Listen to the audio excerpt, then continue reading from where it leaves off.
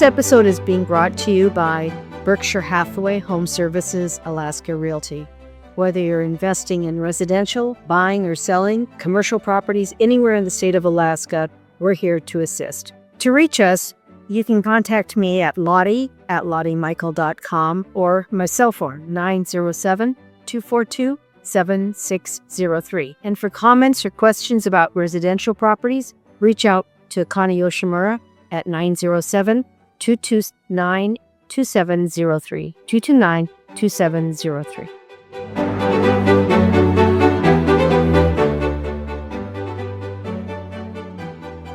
I think it's very important, regardless of the price point, that buyers jump on the housing ladder. And one of the things that I would encourage buyers to do is, if you can afford a $560,000 house at this particular point in time in your life, buy a condo, buy a townhouse, because you're missing out on the equity opportunity on an annual basis. And that's what's really important. We've had almost a 40.66% increase in values since 2020.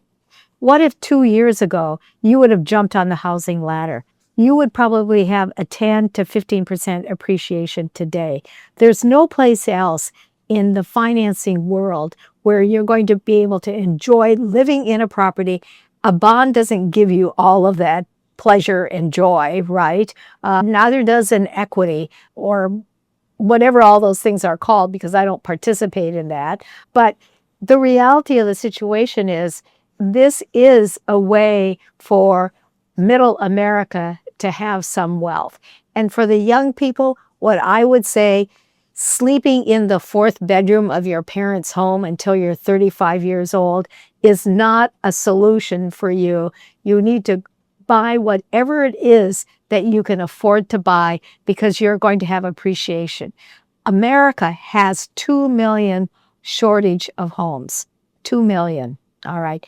We have large investors like Berkshire Hathaway buying new construction companies. Taylor Morrison in Arizona is a very good example of that.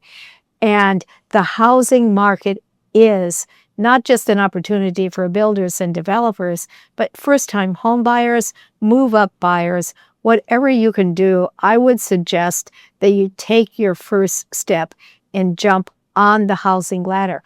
On a national basis, and here in the state of Alaska and in the municipality of Anchorage, we are talking about tax credits for first-time home buyers. We're talking about the University of Alaska in Fairbanks giving out opportunities through the Alaska Housing Finance Corporation to buy land and to possibly do joint ventures or whatever. We have Heritage Land Bank. We have a lot of land to help our housing market. It's just not in the private sector. Hello, everyone. This is a little bit of an extra that we're going to do at the end of every podcast. We're going to interview one of our Berkshire Hathaway Home Services Alaska Realty who's just completed a transaction. And so we're here today with Brittany Moses in her very, very nice office. I love your office. It looks really great. Thank you. How long have you been in real estate? 11 years. 11 years. So you know a lot, right?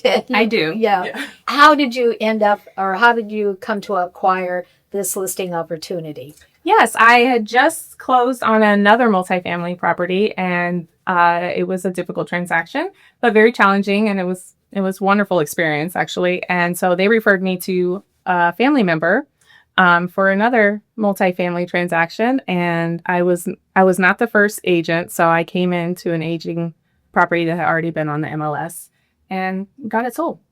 So I'm wondering if, because you have these multifamily opportunities, didn't you tell me at one point in time that you have an accounting background? I do. Yes. Yes, I have an accounting background. It seems like another lifetime, but yes, I did accounting. Okay. Well, and you graduated here at UAA? I didn't fully graduate at UAA. I actually graduated at University of Phoenix. So I did a hybrid. So half UAA, half University of Phoenix. Do you think having that accounting background helps you in real estate? Definitely. It allows me to understand the numbers behind these transactions, and it really helps me in a lot of deals, actually. What was the most difficult part of the transaction? Gaining the seller's trust, and because they were very weary, and they didn't think that we were all on the same team. So coming to that and getting them to understand we're in this together. I'm here for you. I'm here for to make sure that everything works out in your favor and everyone walks away happy. And that's what we did. All right. So is this the second or third or fourth or fifth multifamily property that you sold? Yeah, it's probably the fifth, actually. Yes. Yeah. So tell us about fourplexes in today's market. There aren't any new fourplexes, are they? Most of them are older. Most of them are older. Yeah, especially in Anchorage. You'll see them out in Wasilla, but in Anchorage, it's definitely an aging product. So what are some of the challenges with an aging product like that? Repairs, inspections. And a lot of things are coming up on those inspections that they're big ticket items. Who pays for some of those issues, I guess? Does it usually come, that's the negotiating part, right? That's definitely the negotiating part. Yeah. What's your negotiating theory?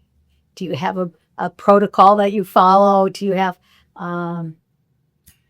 Not necessarily. It's more so picking and choosing the battle, right?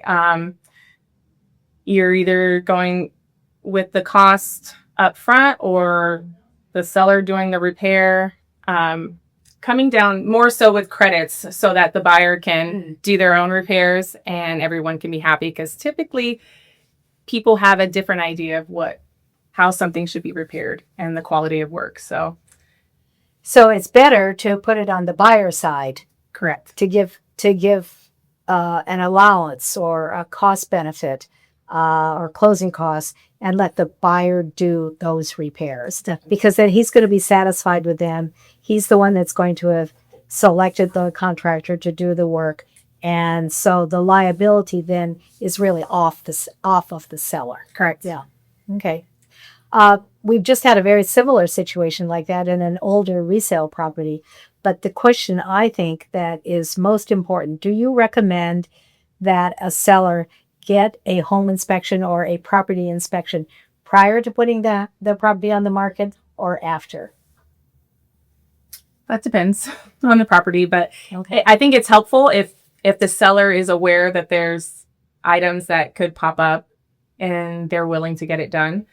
But then it also can give this, if the seller's not going to do it, they can disclose it and then price it accordingly. So Okay. that's where that helps. All right. Well, that's Brittany Moses, and who sold 5 multifamily properties in the last couple of years. Yes, for sure. And what helps her a lot is her accounting background. So if you have a multifamily property that hasn't sold, right, you should call Brittany because she can get the job done. Thank you. Thank you, Con. All right. Thanks again to Berkshire Hathaway Home Services Alaska Realty for sponsoring this episode. If you're thinking about buying, selling, or investing in the great state of Alaska, be sure to contact us. Connie Yoshimura at 907-229-273, or for commercial activity, Galati Michael, CCIM at 907-242-7603.